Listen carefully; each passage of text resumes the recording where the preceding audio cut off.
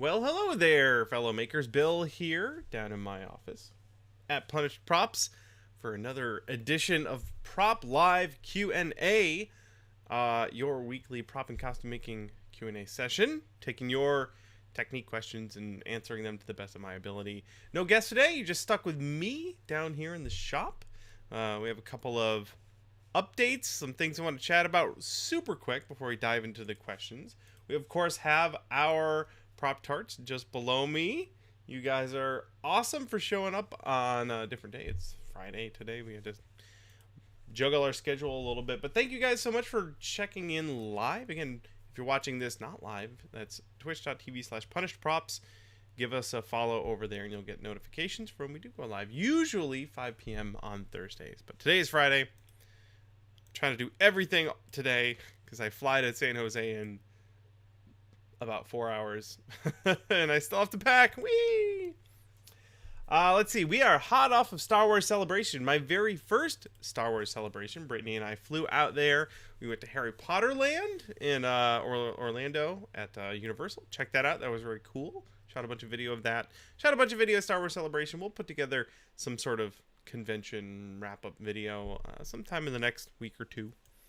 We filmed a bunch of stuff because it's cool. A lot of cool costumes. A lot of Star Wars stuff. Very exciting. A lot of Harry Potter stuff. So that'll be coming out soon. Apparently, there was an official best of video. Oh, this was really cool. Here, we'll link all this. Of course, will be linked in the show notes. But this is the best of Star Wars Celebration 2017. That's my buddy Wayne's BB-8, whose name is Weir, of Andy Weir fame, because he's got the Martian colors on there. This is just a really great video, sort of recapping a bunch of the costumes and stuff that went on at Celebration. So we'll link to that in the show notes. It's worth checking out. It's super cool and super touching and all the feels, all the Star Wars. So go check that out. What else do we have here in our list of goodies?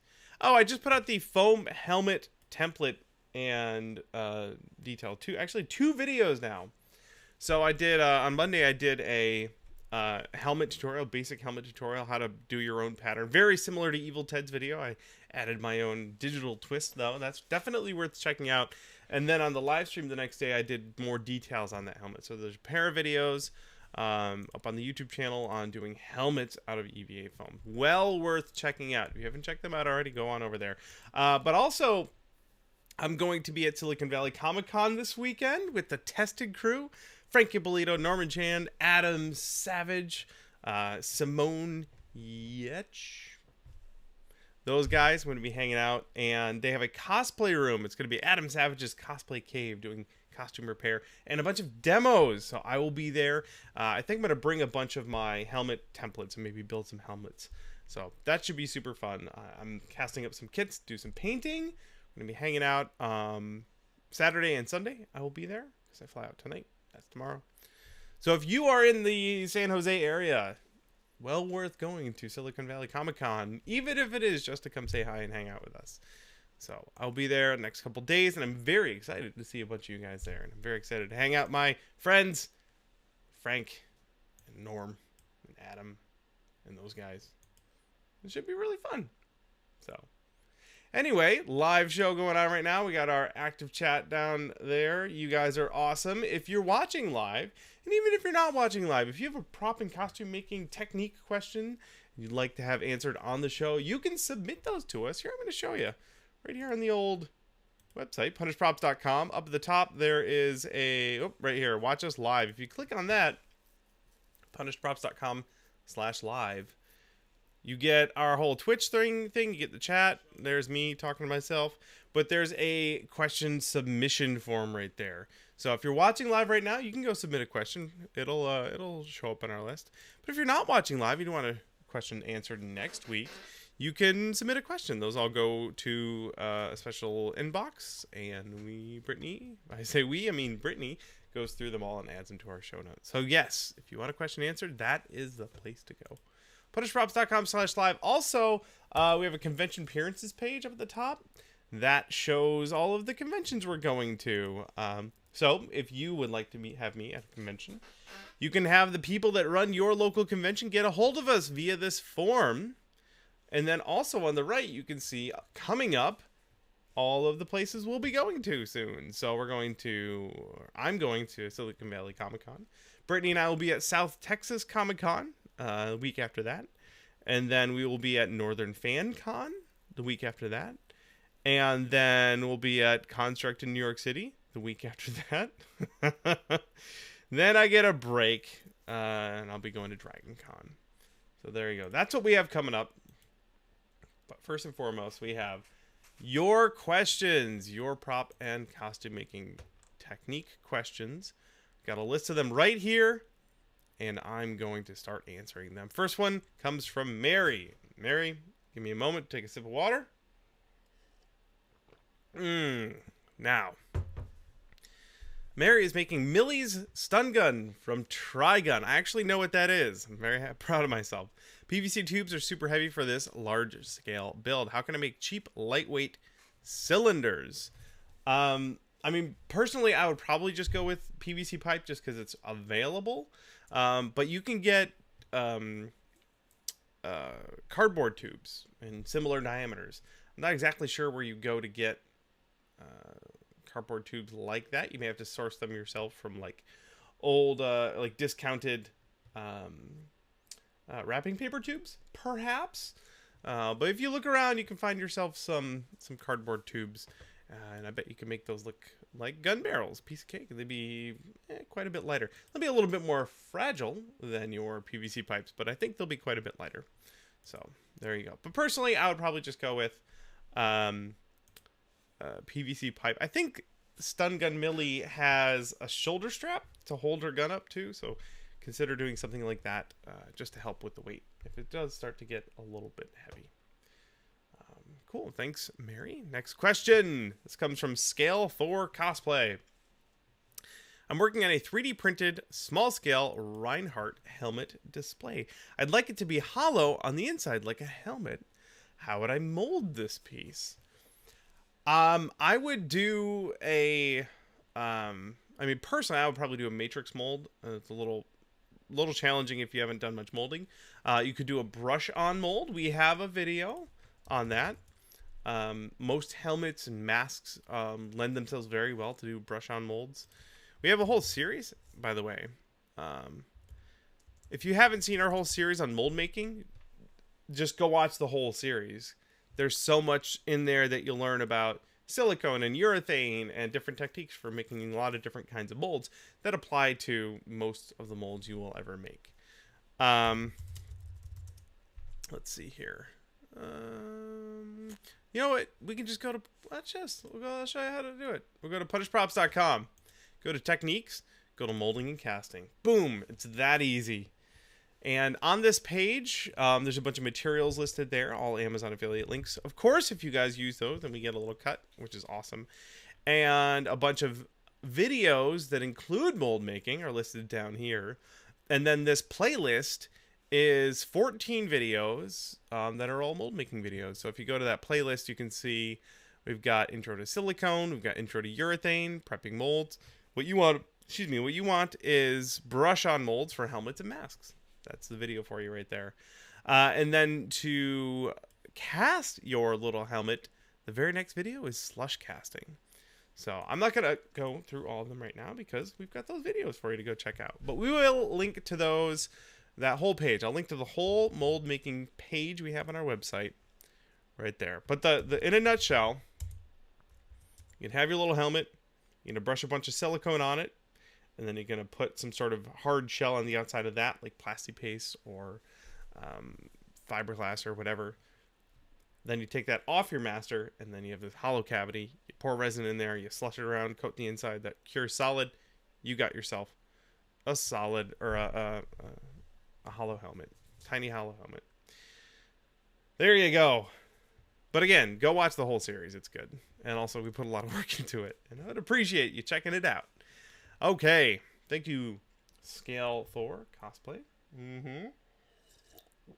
Hey, I'd like to point out in the chat there, Zerlin, 12 months in a row for a subscription. That's awesome.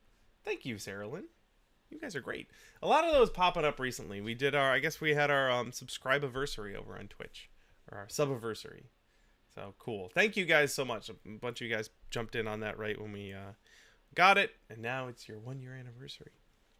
And I didn't get you anything. I'm sorry. All right, next question. Kenny, can you use a table saw to cut EVA foam? Specifically for fairly accurate bevels. Kenny, I can't tell you what I used it for yet. You'll see it soon. But I totally used a table saw to cut EVA foam, and it worked great. It worked really well. I made a box. It was like a gun case. It's for a project with our friends over at Film Riot. They're doing a video series. I made a thing for them, and there's a box involved. And I made the box out of floor mats using the table saw. Now, I didn't do a video on using the table saw because I was in a hurry. But I can say cutting bevels and like straight lines and parallel stuff on the table saw with EVA foam is awesome. So if you have a table saw and you want to cut EVA foam on it, go for it. It's great. Especially if you're making a box. There you go. Thank you, Kenny, for the question. Gonna move on. Next one comes to us from Joseph. I need to craft a fairly realistic looking Khopesh. I don't know what a Khopesh is, so I'm gonna look it up. Boop. For an ancient Egyptian costume. Okay, this is a crazy looking sword knife thing. Alright, so this is what we're making. Up, and let's grab my thing here. How can I provide proper structural support in the severely curved blade so it doesn't wiggle or wag when swung? There are many different ways you could do that. One way, depending on how much thickness you have on your blade, would be to take a PVC pipe and heat it and bend it to shape until it's the right curve and build your foam around it.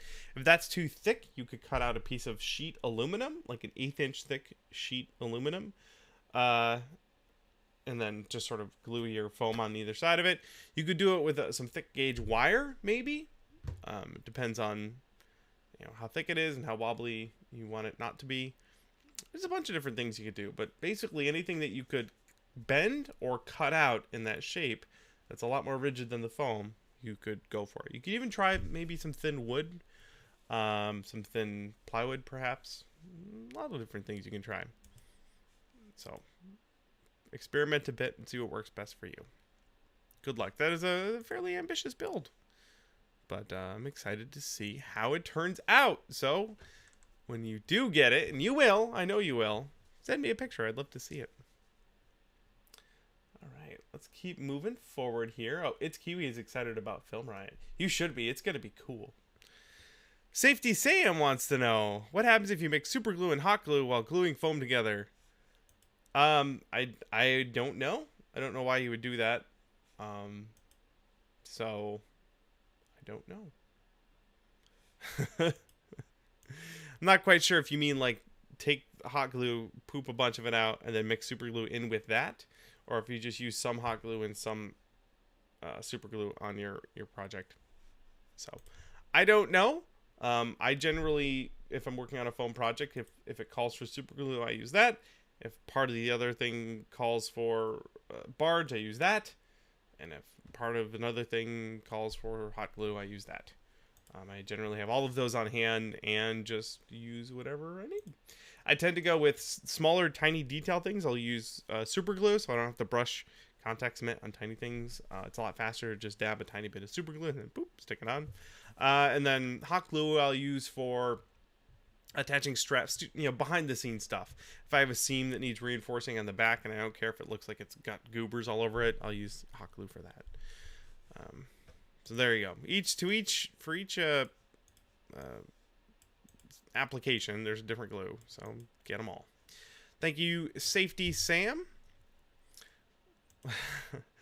Ender from the land beyond Skyrim wants to know, how do you make templates for your props? Well, I do a lot of tracing. I did a helmet template video this last Monday. You can go check that out. I did a video. This is a long one. I did this quite a while ago. I live streamed myself doing a blueprint for Destiny hand cannon. But I live streamed the whole thing live and then just put it up. So it is almost 3 hours long. So if you guys... I'll link to this one. You can go check it out. You can literally just watch my process, start to finish, as I trace out and create a blueprint of this hand cannon. So instead of giving you a summary, just go watch that. It's 3 hours well spent. If you ask me. But essentially, I use Photoshop to scale it and get all of the side views I can get. And then that goes into Inkscape or Illustrator, of any vector drawing program. And then I just kind of trace everything and try and figure out where all my layers are going to go. So that is the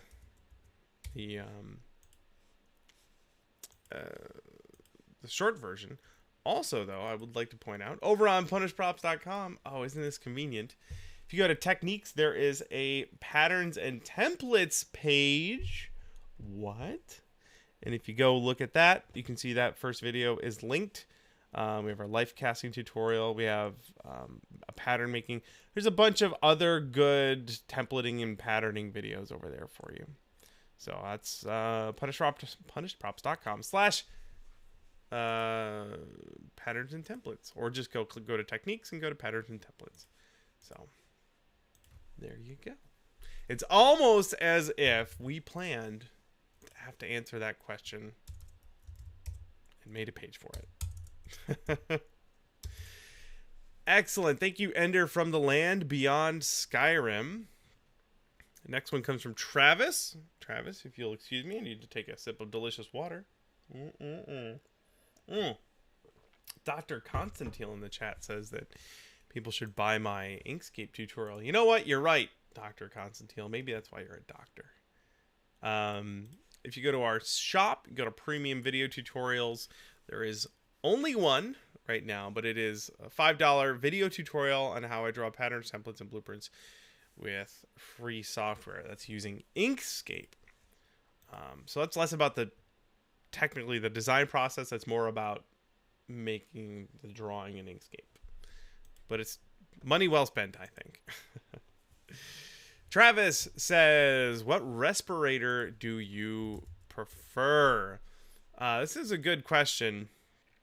Because not all respirators are created equal. And they are not all going to be as useful to you depending on what you're doing. So, hold on one second here. He says, also, is there a replaceable filter type, or is the mask itself disposable that you use? I have a mask, and then I replace the filters on it. So, go to Amazon over here. Is it this one that I use? I can't remember specifically which respirator I use. It's not this one. This one will be fine, though. Any respirator will be fine. But what you want if you're using barge, if you're using chemical stuff, is this 6001 organic vapor cartridge. That's what you want. That will protect you. Now these pink jobbies here, those are particulate filters. Those are not organic vapor filters. You want the good ones. Oh, this one here. This is the respirator I have. The rugged comfort quick latch half Facebook reusable one. Facebook? Yeah, that's what I said. Face piece. That's the one I use. It's cool because you can open it real quick, take a sip of coffee. But the respirator is good, and they last a few months. When you get one, crack it open, put it on your respirator, lock it on the thing, write the date on it so you know when you opened it and when you should replace it. And if you're using it, when you open it, it's only got a few months in it, a couple months in it, then replace it. Put it in a bag, fine, but really every couple months, just replace it. It's $8 for a new pair, or I guess you can get a deal if you buy more. 30 pair for $284. So yeah, don't mess around with it. Get the good ones, replace them frequently. Write the dates on them when you open them so you know how long it's been. there you go, Travis. And that's for like barge, spray paint, anything that smells super toxic. Definitely go. No, Cullen's workshop. We shouldn't huff barge. You absolutely should not. And you should work in a well-ventilated area. And you can do that outside if you can. All right. Nostalgia has a question. I'm working on an XPS foam insulation and PVC pipe build for the current Go Prop Yourself challenge. Which, by the way, let me bring that up here.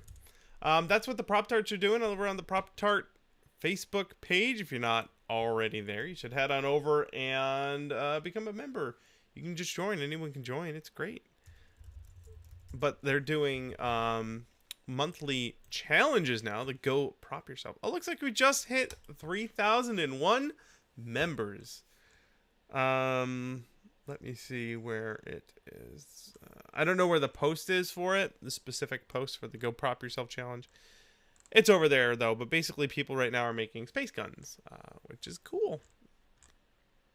Anyway, head on over there. Join it. That's what Nostalgia's talking about. Oh, it's to make a hammer. Now is a hammer. Sorry. Would Epsilon Pro be a good finish for XPS and safe for making a mold? Yes and yes. Yeah. Epsilon Pro is designed to work on foams, specifically insulation foam, because it won't eat it, won't chew through it.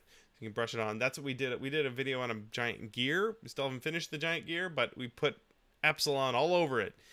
Good couple layers on there, and you can sand that to a nice finish. Then you can make a mold of it if you want. So there you go. Yes and yes, Nostalgia. And everyone else, go join. If you're not already, go join the Prop Tart page. People are sharing their projects over there. People are sharing what they know, helping people out, helping each other out. It's great. It warms my heart. I can't always be interactive over there, but I do try very hard to just keep an eye out, see what everyone's up to. Okay, Magically Done Creations has a question. Has two questions. What is the secret to getting straight cuts when you don't have a bandsaw? With a retractable blade, I keep getting bevel cuts in my foam when I don't want them. The secret is to practice a lot. Practice a lot. If this is your blade, let's say, and you're cutting, you want the blade to be as horizontal as possible when you're making your cut. You don't want it to be vertical. So keep it as horizontal as possible. Cut nice and slowly. If you have a straight edge, use a straight edge. And then just make sure you're not, if you're looking down the thing, make sure you're not bending the blade back and forth. That'll just come with lots and lots and lots of practice. So yeah, there you go. Practice. Sometimes that's the answer to the question. You just have to do it a lot and then you'll get better. Question 2, do you have any experience with app-controlled color-changing bulbs? I've played. My friend had them at his house once, and I got to play with him. But that's about it. He provided a link here. This is a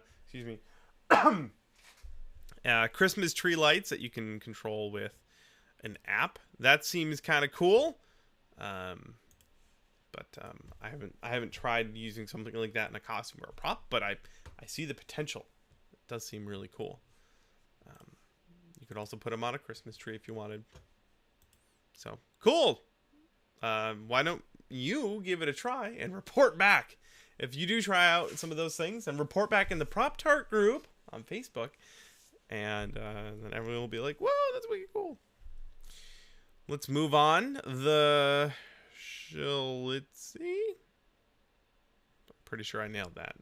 Hey, Bill and Britt, are there any chances of seeing one of you on Cosplay Melee next season? Either as a contestant or possibly even as a guest judge. I have not applied to be a contestant. I don't really have the impulse to. So you won't see me as a contestant unless I'm kidnapped and dragged on set. Who knows? And I haven't heard from them about being a judge. So probably not. I don't know. I can say I've been keeping up with the show, and it's been really cool. I've really enjoyed watching the show, and I've been incredibly impressed what people have been accomplishing in such a staggeringly small amount of time. So yeah, No, you probably won't see me on the show. I am, at this point, concentrating very hard on making my own video content on my YouTube channel. So look forward to more of that.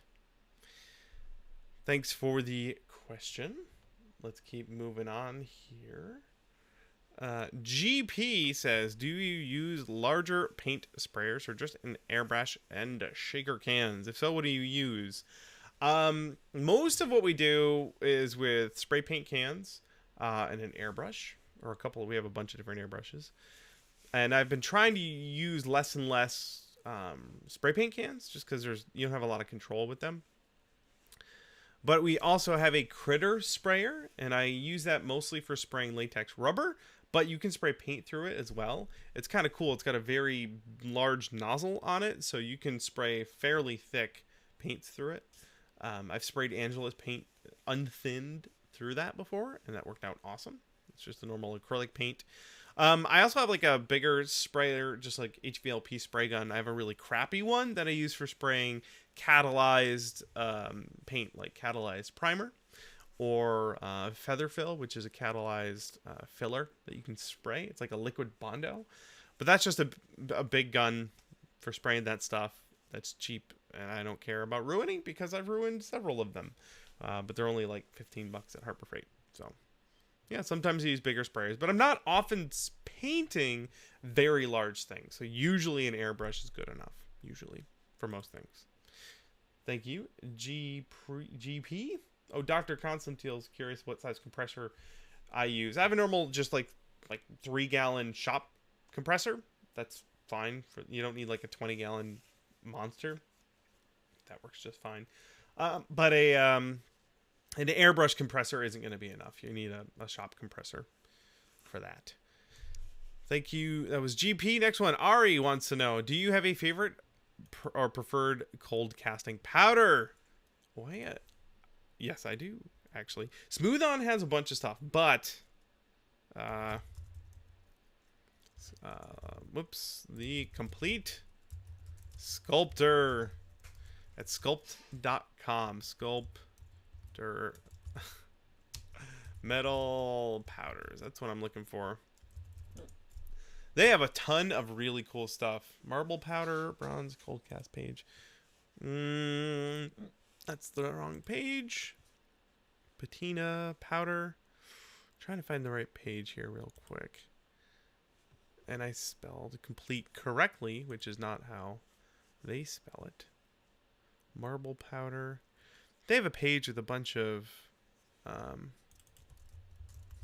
different casting powders. I'm just casting fillers. That might have been it. Metal. Let's see, brass maybe. I did find it. Cool. So here it is. And we'll have a link to this in the show notes. I'll drop that in the chat as well. This is a super cool page. Where did my cursor go? There it is. They have a ton of great stuff. Now, the thing is, their website's good. And here it is right here. We've got aluminum, brass, bronze, copper, iron, nickel, silver. But if you are there, they're in New York City, and that's actually where Construct is going to be in a couple of weeks, where we will be. They have even more options in shop. So I got 2 different copper powders, one that was really dark red and one that was a lot more orange, and it was really cool. So if you have a shop like this, which is unlikely unless you live near the Complete Sculptor, go check out, see what they have in store. And if you're near the Complete Sculptor, go check it out. It's a really amazing place. And if you're going to be in New York City in a couple weeks, come see us. Come to Construct. There you go. And if you can't find that, order it from Smooth On. They have their own stuff too. It's all good. I will say, actually, getting metal powder on Amazon that's not designed for casting can be kind of a crapshoot. I've ordered stuff like that before, and it was really more glitter than powder, and it didn't work at all. So get it from like the Complete Sculptor or Smooth On or Tap Plastics to get something that you know will work. Okay, let's grab another question. This one comes from Rusty's Props. Is PLA your favorite filament? I can tell you that PLA is the easiest filament to print with. It tends to have fewer complications. And I'm really a set it and forget it kind of 3D printing person. So I just print the thing, it starts going, and then I go to sleep, or I leave it and walk away. And in my experience, PLA, you don't really need to like glue it down. It'll stick to print beds super easy. It tends to not warp. Most printers just have really good default settings for like PLA. Just hit go. So it's the easiest, and it tends to be my favorite for that reason alone. And I don't mind sanding it, so I just do that. But I do have some other filaments. I got some nylon I want to try out. What else do I have? CPE, TPU. I've got some Ninja Flex. I'm going to be doing a lot more experimenting. Thank you for the question, Rusty. Let's see here. Let's grab another one. Bazooka wants to know. Do you have any tips for painting silicone? I haven't done much silicone painting, and by much I mean any. But you can get silicone paint. Let's see, platinum silicone paint. So Smooth On has something called Psycho Paint. That's for, I guess it's for painting platinum silicone specifically. Now, I'm willing to bet they have videos on it on their website. Actually, let's go on a little journey here. Smoothon.com. I get a lot of questions, a lot of specific materials questions from people sometimes. And those questions are generally better answered by the people who make the materials. So I encourage all of you to follow Smooth on all of the social media platforms. And if you have a specific question about a specific material, especially if you're trying to figure out which one you should buy, give them a holler. They would be very happy to help you out. Let's see what kind of paints they have. Psycho Paint. There it is. They have a how-to using Psycho Paint to paint platinum silicone rubber. That's the thing you want to check out right there. We'll have a link to this in the show notes for you. I have never done any of this, but there's a tutorial right on Smooth On's website because they're awesome. Good luck, Bazooka, and have fun. All right, Bethany wants to know, will there be a third book in the Foamsmith book series? Maybe. The one I'm currently working on at a snail's pace is not a Foamsmith book per se. It's more of a general costume shop sort of book. But there's probably a pretty good chance I'll write another Foamsmith book after that. I would like to do more of an advanced techniques book, really help people to level up to the next step, challenge themselves. So yeah, eventually there will be a third book, I think. I'm pretty confident about that. I'm just not writing it currently. Thank you, Bethany. I appreciate your enthusiasm for the book series. Patina Props wants to know, I know that this is not exactly your expertise, but do you have any suggestions for mailing weapons so they don't get detained by postal services? I have mailed many prop weapons, and none of them have ever been held up. I will say, when when I mail something internationally that's like a prop gun, on the customs form, I never put the word gun. I'll say like plastic model kit. Something a little bit more vague. No one needs to know that it's shaped like a gun. They just know that it's made out of plastic and it's basically a toy. So yeah, that's the only thing I can really recommend. Other than that, I pack it very well so it doesn't break, and cross your fingers. But I've shipped hundreds of things and never had a problem. So there you go. Thank you, Patina Props. Next one here, Rev Bolt Cosplay says, I'm making the armor from Troll Hunters out of EVA foam and sealing it with Plastidip. What's the best way to get it nice and shiny with a slight blue tint? A way to do that is not with Plastidip. Plastidip has that texture to it.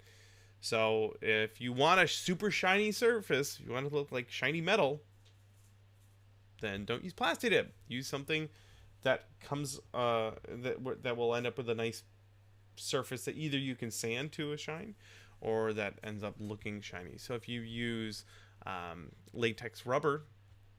It comes out kind of a matte finish, but then but it is nice and smooth. It doesn't have a huge porous texture on it.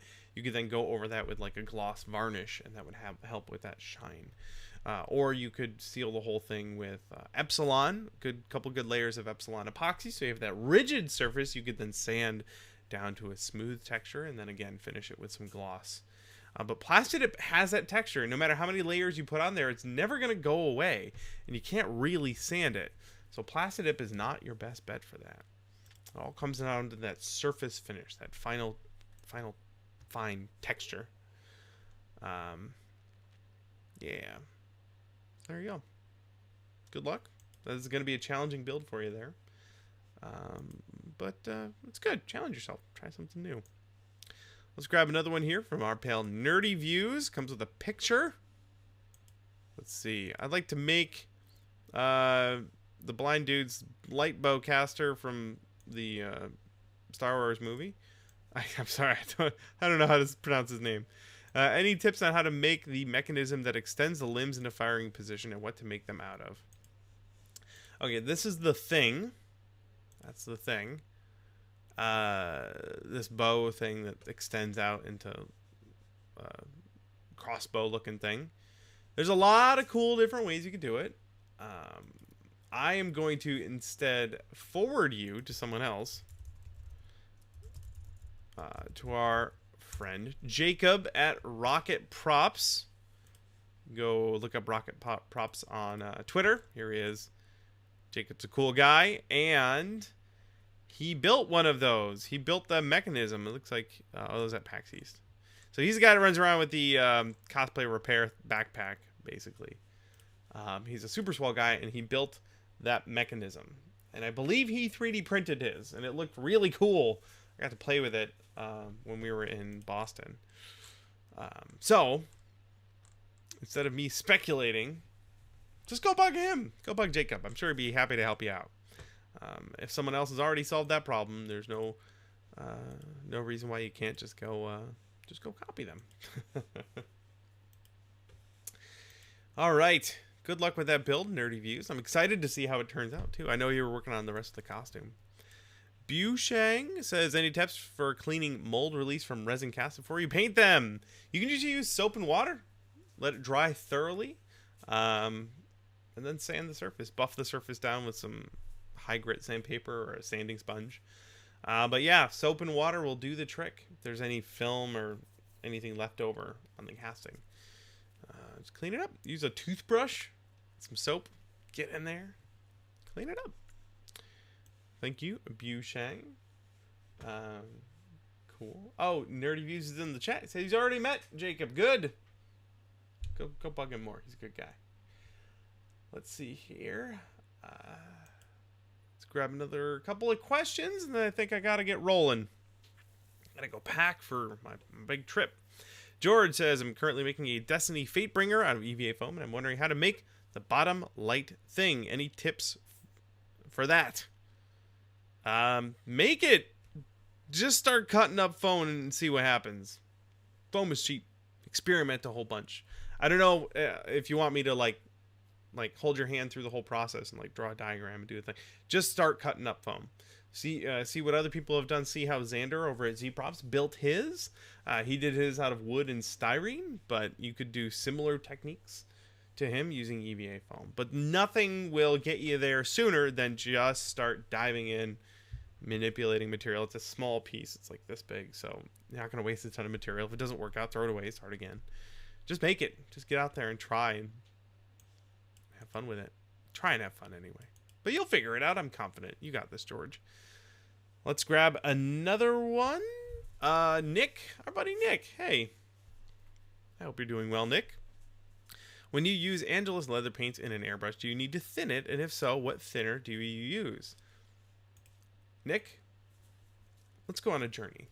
Let's go to Angelus. AngelusDirect.com. Whatever. I can't spell. There it is. AngelusDirect.com. All of these wonderful paints in a search bar. And if we look up thinner, too thin. This is what you want, Nick. Angelus says sells a thinner for their acrylic paints, and it even recommends for our airbrush applications a specific ratio. And it's $6 for a 4-ounce bottle. Oh, you can get a gallon of it? Sweet. There you go. Yes, Angelus sells their own thinner. And why tinker? Just go get that. I'll put a link to that in the show notes. Actually, here, I'll drop it. You're in the chat. There you go, Nick. Go grab that, and we'll put it in the show notes, too. One more question. One more, and then I gotta scoot. Gotta pack. Another one from Rusty Props. Have you ever done any super screen accurate, hard-edged models? I make most of my stuff from video games, so screen accurate doesn't necessarily apply. I made my Malcolm Reynolds gun. I wouldn't call that screen accurate, though. It was not really what I was going for. I will say this, though. Again, if you go to punishprops.com, everything we've ever made is on our website. And you can just go, if you go, I think it's like /blog or blogs. Let me see here if that works. Yeah, blogs, plural. Nope. Let's see if that works. And no, it didn't work. There is a link you can go to that just shows every post we've ever put on punishprops.com.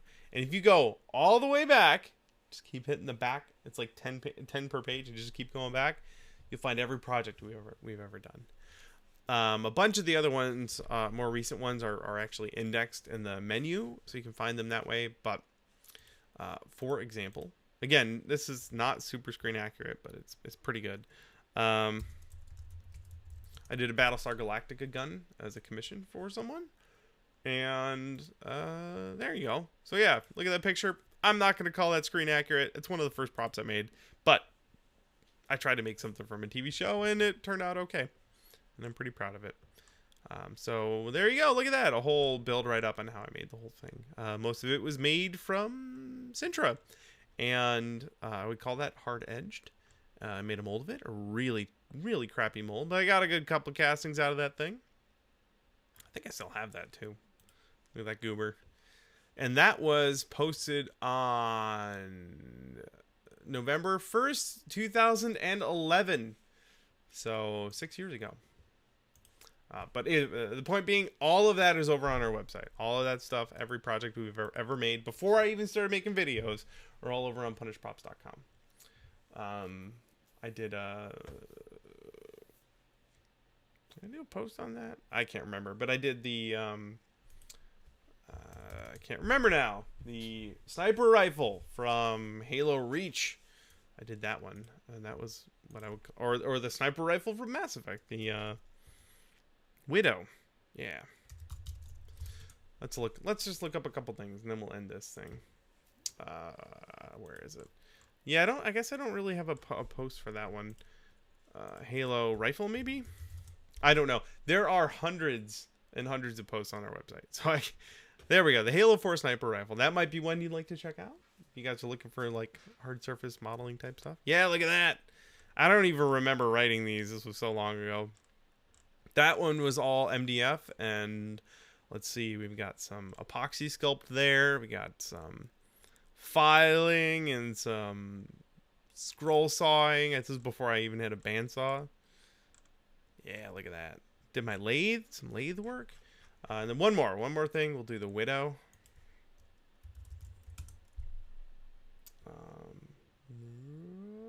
There we go. There, the M98 Widow. So this one was similar. This was all mostly MDF, PVC pipes. Oh no, I did do a video. I did a video for that one.